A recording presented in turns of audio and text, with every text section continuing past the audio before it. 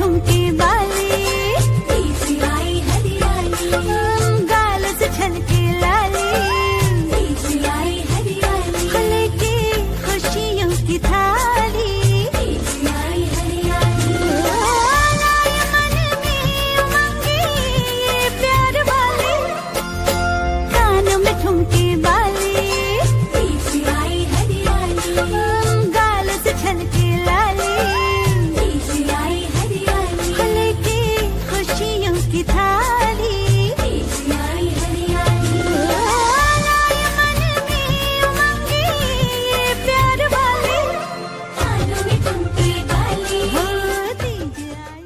तीज का त्यौहार भगवान शिव और माता पार्वती के पवित्र बंधन का प्रतीक है। तीज संस्कृत शब्द है जिसका अर्थ होता है तीसरा। हिंदू कैलेंडर के अनुसार अमावस्या के बाद तीसरे दिन को दर्शाता है।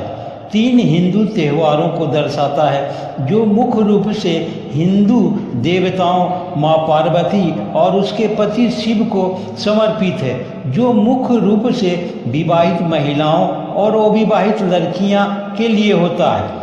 प्रत्येक वर्ष भादो माह के शुक्ल पक्ष की तृतीया तिथि को रखा जाने वाला हरतालिका तीज का व्रत हिंदू धर्म में बहुत ही महत्वपूर्ण माना जाता है। इस दिन सभी सुहागिन महिलाएं अखंड सौभाग्य और वैवाहिक जीवन खुशहाल बनाने की कामना लेकर इस व्रत को रखती है और माता पार्वती के साथ महादेव की विधिवत पूजा अर्चना करती है। ऐसे में यदि आप माँ पार्वती को नाराज नहीं करना चाहती हैं तो हरतालिक तीज व्रत की सही पूजा विधि के बारे में धार्मिक शास्त्रों के अनुसार हर वर्ष 3 तीज का त्यौहार आता है, जिसमें हरियाली तीज, कजरी तीज और हरतालिक तीज है। शास्त्रों में इस सभी तीज का महत्व एक समान है और तीनों ही व्रत पति की लंबी आयु के लिए रखा जाता है। लेकिन इन सब में हरतालिक तीज व्रत की विधि बहुत ही कठिन है। ऐसे में आप पहली बार इस व्रत को कर रहे हैं तो सही विधि अवश्य जान लें। सर्वप्रथम सुबह स्नान आदि कर मंदिर में जाकर पूजा पाठ करें और तीज व्रत का संकल्प लें। पूजा प्रदोष काल में ही करें, क्योंकि मान्यता है कि प्रदोष काल अर्थात दिन रात के मिलने का समय होता है। इसके बाद शिव पार्वती और गणेश जी की प्रतिमा बालू, रेत अथवा काली मिट्टी से बनाएं। फिर उसे फुलेरा बनाकर सजाएं और उसके अंदर रंगोली डालकर उस पर पट्टा या अथवा चौकी रखें।